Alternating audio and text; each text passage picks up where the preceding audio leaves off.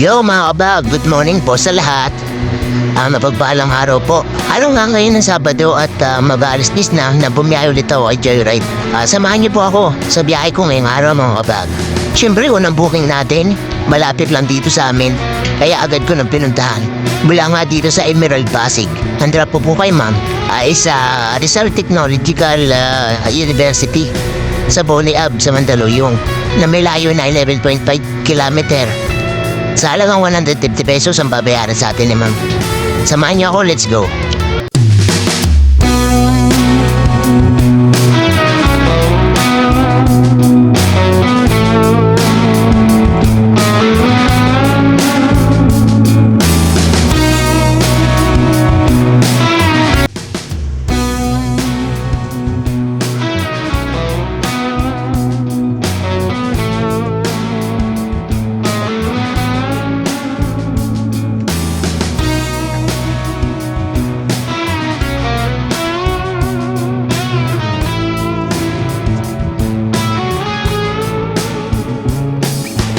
Takbong 120 agad para mabilis tayo makarating mga kabahag. Para na rin makarami kaagad tayo.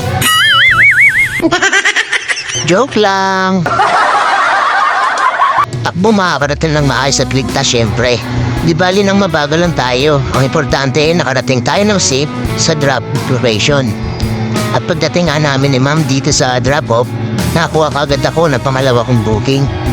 Isa ding estudyante dito sa RTU. At mula nga dito, ang drop-off naman ni ma'am ay sa Pag-asa, Taguig, na may layong 11.3 kilometer at ang babayaran ni ma'am ay 150 pesos. Pero nagbigay siya dyan ng 170 pesos. Thank you ma'am.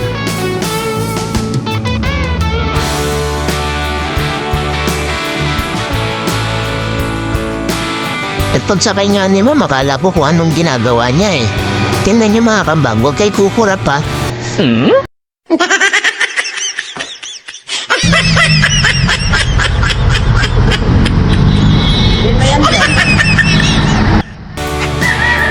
Sabi niya, laki na daw pala ng eyebag niya, mga kabahag. Kasi naman nakuwento niya sa akin na pumapasok daw siya sa umaga tapos trabaho naman sa gabi. Isa din pala siyang call center, mga kabahag.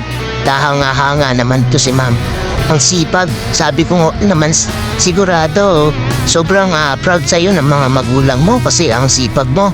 Mismong pangbaon mo na lang sa eskwela, hindi mo na hinihingi pa sa kanila. Diba mga kabag, ang galing? Pagpatuloy mo lang yan ma'am, ganyan sana mga kabataan no? Eh di syempre, pag ganyan laking tuwa na ng mga magulang, diba?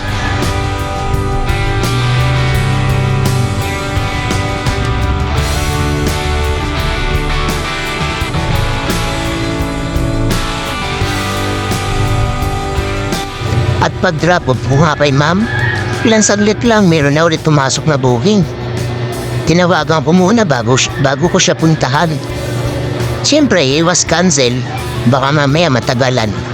Mayarap na, o mahal pa naman ang gas ngayon. Pagdating ko nga sa pick-up location, aba at may dala-dala pa si ma'am na tiger. Pusa pala. Ang cute nga ng pusa ni ma'am. Dalawa pa, mukhang may lahi. Ano kaya lahi nito mga kabag? Siguro lahin pusa to, no? Ang drop po pala ni ma'am ay sa mukhang po sa Makati na may layong 10.2 kilometer at ang babayaran niya 137 pesos pero ginawa niya 150 pesos. O diba? Thank you ma'am. Pagka-drop po nga kay ma'am, kumain lang ako ng isang mabilisan dyan at nakakuha pa agad ako ng pang-apat na pasahero. Mula nga dito sa Makati, ang drop-off ko kay sir ay sa Robinsons Easy Mart sa Pasig na may layong 10.4 kilometer at ang babayaran ni sir ay 141 pesos. Nagbigay naman si sir ng 150 pesos dyan. Thank you po.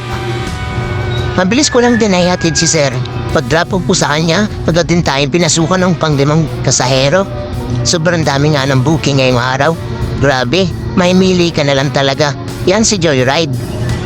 Ang pick-up naman kay ma'am ay sa Barangay Hall ng Palatay dito rin sa Pasig. At ang drop-off ay sa Taytay Tiange.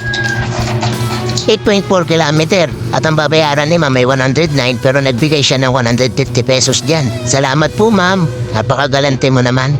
Mamimili ata to si ma'am eh. Hindi pala, nakiki-birthday pala siya. Atin daw ng birthday ng kaibigan niya. Sayang, kala ko sa bahay ng kaibigan niya mismo. Makikikain sana ako, sakto nagugutom pa naman ako.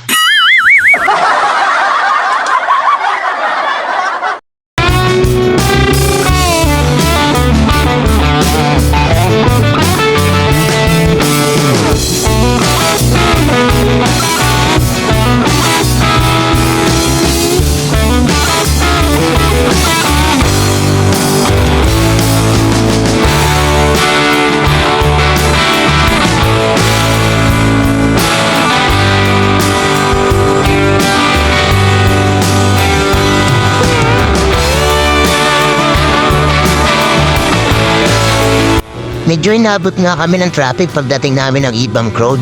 Pero mabilis ko din i-drop off si ma'am. At mula nga dito sa Taytay Tiangge, gumapang muna ako hanggang sa makarating ako ng Tikling. Sa may Ortigas Extension mga kabag. At doon muna ako tumambay. 10 minuto din bago ako napasukan ulit ng booking. Pero okay na rin yun, goods na rin yun kasi nakapagpahinga din ako. Napasukan tayo ng pang-anim na booking. At mula nga dito, ang drop natin kay ma'am ay sa MH Del Pilar sa Binangonan Rizal na may layong 14 kilometer. Medyo long ride nga ito mga kabahag. At ang babayaran sa atin ni ma'am ay 207 pesos.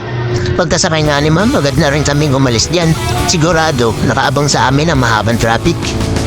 Grabe mga kabahag, sobrang na-traffic kami. Yun na nga kami natagalan ni ma'am. Pero fast forward na natin mga kabag. Naiatid ko ng maayos si ma'am. At sigurado, gapang malala nito pagbalik.